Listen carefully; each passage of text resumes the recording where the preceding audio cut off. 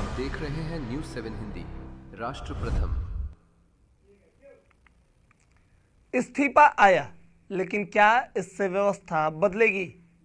नमस्कार, मैं हूं चंदन और आप देख रहे हैं न्यूज़ 7 हिंदी। देश की सबसे बड़ी मेडिकल प्रवेश परीक्षा नीट पेपर लीक विवाद के बाद अब एक बड़ा राजनीतिक घटनाक्रम सामने आया है। शिक्षा मंत्री धर्मेंद्र प्रधान ने इस्तीफा दे दिया। सरकार इसे जवाबदेही की प्रक्रिया बता सकती है, विपक्ष इसे अपनी जीत बता सकता है, लेकिन सबसे बड़ा सवाल आज भी वही है, क्या इससे देश की शिक्षा व्यवस्था सचमुच बदलेगी? अगर मंत्री बदलने से ही समस्या खत्म हो जाए तो क्या भविष्य में कोई पेपर लीक नहीं होगा? अगर सिर्फ इस्तीफा से ही समाधान है तो उन लाखों छात्रों की मानसिक पीड़ा का जवाब कौन देगा, जिन्होंने महीनों नहीं वर्षों की मेहनत दांव पर लगा दी? आज जंतर मंतर से लेकर सोशल मीडिया तक छात्रों की आवाज़ साफ सुनाई दी। उन्होंने सिर्फ विरोध नहीं किया, उन्होंने व्यवस्था से जवाब मांगी। यह लोकतंत्र की ताकत भी है कि जनता की आवाज़ सत्ता तक पहुँचे। अगर छात्रों के शांतिपूर्ण प्रदर्शन, अभिभावकों के दबाव और लगातार उठते सवालों का असर हुआ और सरकार ने जवाबदेही तय की तो इसे लोकतांत्रिक प्रक्रिया का हिस्सा माना जा सकता है। लेकिन अब सवाल सरकार से भी है, क्या सिर्फ मंत्री का इस्तीफा काफ़ी है? क्या परीक्षा प्रणाली में तकनीकी और प्रशासनिक सुधार होंगे?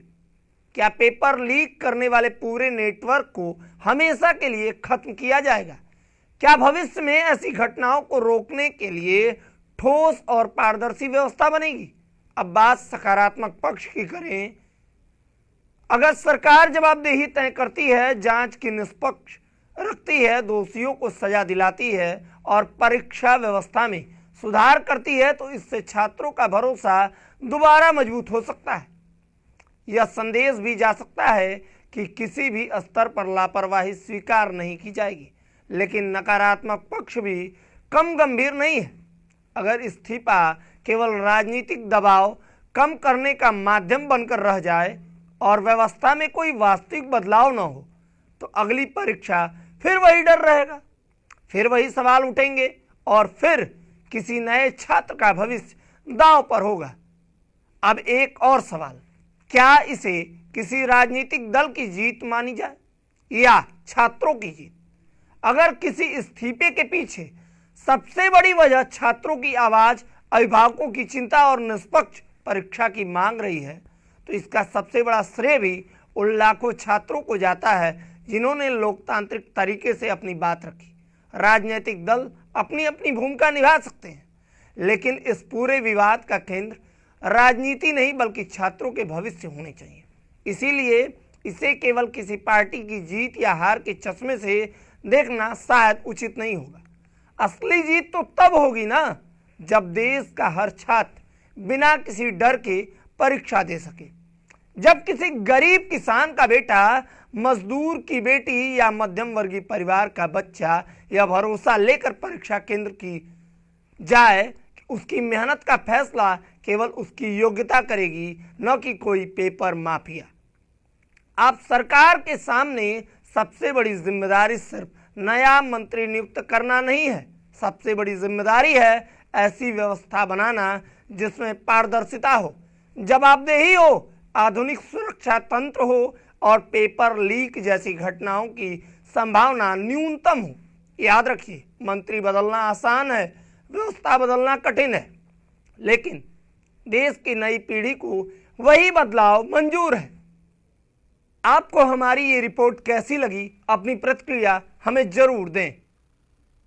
अन्य खबरों के लिए जुड़े रहें न्यूज़ 7 हिंदी। HERO hero. पापा, ये हीरोज कौन होते हैं? हीरोज हर जगह होते हैं, फिल्मों में, फिल्मों के बाहर भी। और ये हीरोज दिखते कैसे हैं? हीरोज सबसे अलग होते हैं लेकिन अलग दिखते नहीं। हीरो टॉल होते हैं कि शॉर्ट होते हैं, वो खाना खाते हैं कि नहीं, स्कूल जाते हैं कि नहीं, वो पढ़ाई करते हैं कि नहीं, ये हीरोज भी होमवर्क करते होंगे क्या, वो कुकीज खाते हैं क्या? पापा ये हीरोज करते क्या है? वो आपके साथ रहते हैं और आपको प्रोटेक्ट करते हैं। बाय। फिर तो आप ही मेरे हीरो हुए, क्योंकि आप ही मुझे प्रोटेक्ट करते हो। लेकिन इस घर में एक और हीरो है जो हमेशा आपको सेफ रखता है। मुझे तो कहीं नहीं दिख रहा। हीरोज हमेशा दिखाई दे ये जरूरी नहीं है। वो सिर्फ पर्दे के आगे ही नहीं, दीवारों के पीछे भी हो। गैलेंट एडवांस TFT सरिया, इसकी ताकत बने घर की ढाल और इसकी फ्लेक्सिबिलिटी रखे घर को सॉलिड सालों साल। गैलेंट एडवांस 500D TFT, निर्माण का रियल हीरो। सॉलिड भी। फ्लेक्सिबिलिटी। Gallant TFT।